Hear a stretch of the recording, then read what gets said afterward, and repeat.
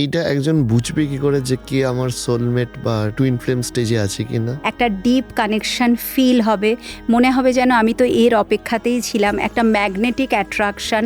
তুমি তার সাথে দেখা করার পরে বাড়ি চলে গেলে, রাত দিন তুমি বাড়ি চলে যাওয়ার পরেও তুমি কোনো কাজেই মন দিতে পারবে না, সবসময় তুমি তার কথাই ভাবতে থাকবে। কাজ ফাজ সব মাথায় উঠে গেছে, তখন রাত দিন সে কখন তাকে দেখবো, কখন তাকে কথা বলবো। এটা কিন্তু কোনো ফিজিক্যাল টাচের ব্যাপার না, শুধু একটা যদি তার ফোনে তার আওয়াজটা শুনি, সারা শরীরের মধ্যে শিহরণ জেগে উঠবে, হার্ট চক্র একদম সাংঘাতিক ভাইব্রেশন অনেক হাই হয়ে যাবে, অনেক আরও তুমি মানে অ্যাট্রাকশান লেভেল অনেক হায়ার হতে থাকবে, এবং তুমি তাকে ছাড়া আর কিছুই ভাববে না। মানে তখন একটা না অদ্ভুত ক্রেভিং কাজ করে যে কতক্ষণে আবার কখন সকাল হবে ওর সাথে আবার দেখা করব।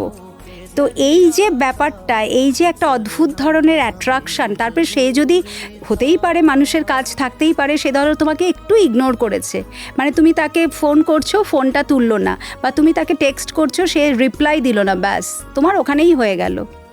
তুমি ওই দিনটা তো তোমার হয়েই গেল। তারপরে মানে তুমি কি করবে, তাকে 1000 মেসেজেস সেন্ড করবে, সমানে ফোন করেই যাবে যতক্ষণ না সে কলটা রিসিভ করছে, এবং সে কিন্তু কন্টিনিউয়াসলি তোমাকে ইগনোর করবে।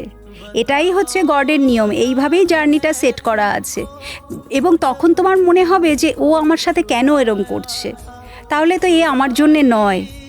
ঠিক আছে, এ এসছিল কোনো, ঠিক আছে আমার একটা হয়েছিল, ফিলিংস এসছিল, তো এর থেকে বেরিয়ে যাওয়াটাই ভালো। এ আমার জন্যে নয়, যখন এর আমার জন্যে এতটুকু সময় নেই, 24 ঘন্টার মধ্যে 5 মিনিট টাইমও নেই আমার সাথে কথা বলার, তাহলে আমার এই কানেকশানে থেকে লাভ কী?